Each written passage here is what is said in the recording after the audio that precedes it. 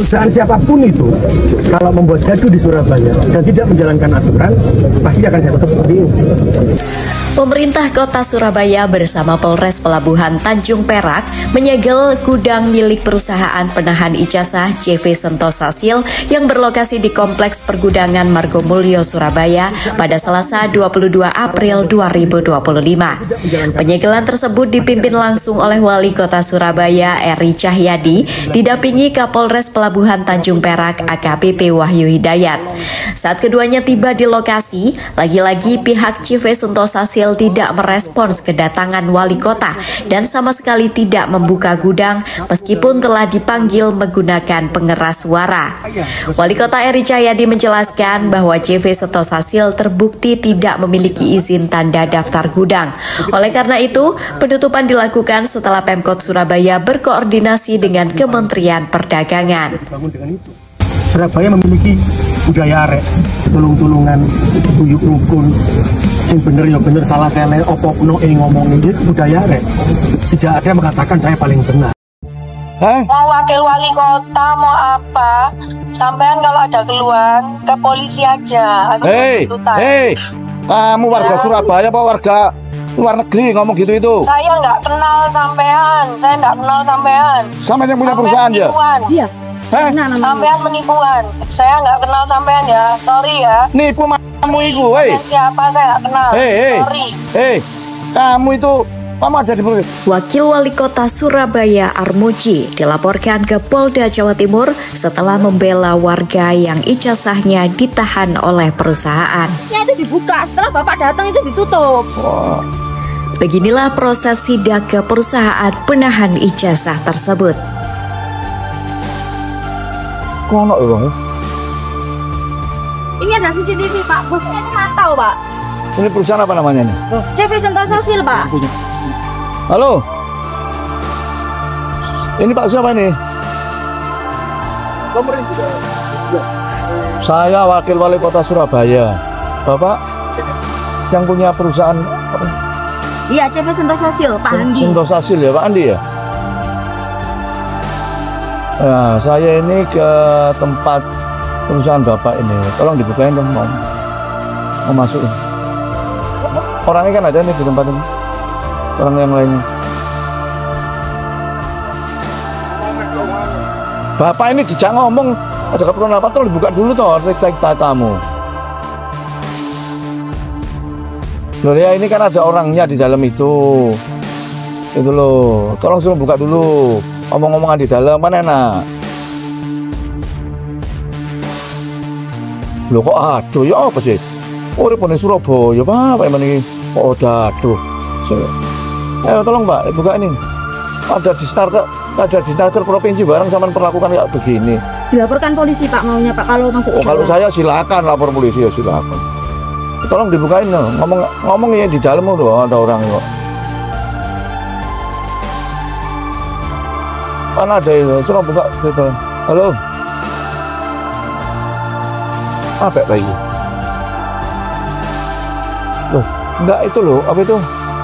Provinsi waktu kesini ngapain waktu? Coba. Waktu pemeriksaan tidak bisa Pak, dari tanggal sejak Desember sampai sekarang belum bisa melakukan pemeriksaan Pak. Provinsi mengaku seperti itu. Pemeriksaan apa itu? Pemeriksaan ke dalam Pak. Untuk pemeriksaan aja tidak diperbolehkan Pak. Halo. Katanya kalau mau masuk dilaporkan polisi. Halo. Bu. Halo. Halo ya. Ini wakil wali kota Bu. Iya. Iya. Halo. Urusannya apa Pak? Loh. Urusannya apa? Ini ada warga saya ditahan ijazahnya. Mau wakil wali kota mau apa? Sampean kalau ada keluhan ke polisi aja. Kamu warga Surabaya apa warga luar negeri ngomong gitu itu? Saya nggak kenal sampean, Sama yang punya perusahaan ya? Iya. Sampean penipuan. Saya nggak kenal sampean ya, sorry ya. Nipu kamu itu, Siapa saya nggak kenal. Sorry. Kamu ada di perusahaan? Suruhan aja dah. Letak aja nggak apa-apa. Mopong. Oh jadi. Pak. Itu siapa tadi? Itu Diana Pak yang punya.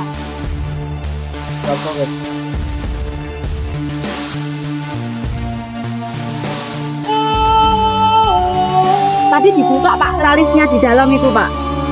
Terus mana? Sekarang ditutup. Ini adalah perusahaan PT Sentosasil CV Sentosasil yang menahan ijazahnya siapa Mila Handiati. Mila. Setiap ada pemeriksaan dari desa pun mereka tutup. Seolah-olah perusahaan ini juga mungkin nyimpen narkoba ya di dalam ini ya. Mungkin ya itu dugaan saya. Karena setiap ada pemeriksaan di desa pun ditutup seperti itu. Kita mau masuk secara baik-baik pun jawabannya tadi kayak di situ. Nah, ini tolong benar-benar kita viralkan bahwa orang yang bernama siapa? Diana sama Handi yang punya perusahaan ini. Iya. Tolong benar-benar disikapi perusahaan ini. Ini kita akan sikapi secara serius. Iya, Pak. Kebunnya yang ada di Demak juga, ya. Saya sekali lagi minta maaf kalau memang itu benar Pak Armuji.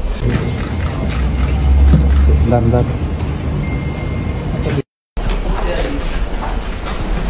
Oh, siang, monggo silakan. Duduk, monggo. Mas, duduk sini. Monggo. Duduk. Kita ini salah paham.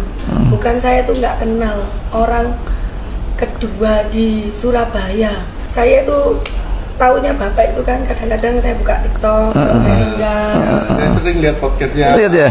Saya yang lihat. Terus saya bilang, kok orang ini kok baik ya, belani orang-orang. Saya bener-bener nggak menyangka loh. Kalau ditelepon Pak Wawali gitu loh, kita tidak nyangka. Nomor 2 nelpon saya tuh ngomong penipuan itu sama suami. Penipuan, saya tuh noleh sama suami. Cuma mungkin Pak Armuji nanggepinnya di telepon, kan kita nggak video call ya? Iya, nggak video call. Nggak video call. Jadi saya tuh sering lihat podcastnya Bapak. Waduh, aku kok bangga gitu loh sama Pak Armuji. Jadi bukan saya nggak kenal. Salah Pak. Jadi begini Bu Diana ya, Bu Diana sama Pak Adianto ya. Ini kan sudah menjadi suatu konsumsi nasional ini. Permintaan maaf itu bukan kepada saya saja, sampaikan kepada warga Surabaya, sampaikan kepada seluruh warga Indonesia dengan tulus, ya toh. Jangan karena terpaksa untuk datang ke sini. Di agama saya pun kalau orang sudah mengakui kesalahannya, maka kita juga wajib untuk memaafkan. Saya terjun ke lapangan pun itu atas dasar suatu laporan. Tidak mungkin saya mencari pencitraan ujuk-ujuk sana untuk disetting, enggak. Karena semua itu dasarnya laporan. Yang kedua, Ibu juga harus kooperatif.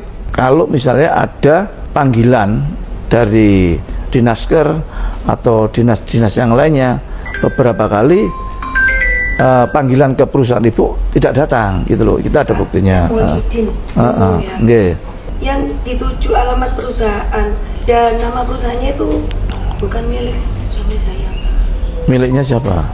Nah itu saya nggak bisa ngomong. Loh, masuk miliknya Demitra?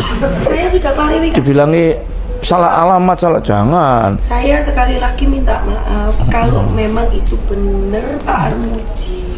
Di sini kan memediasi, maksudnya untuk menyelesaikan masalah saya dan laporan saya itu saya cabut. Oke. Kalau soal permintaan maaf mungkin oke.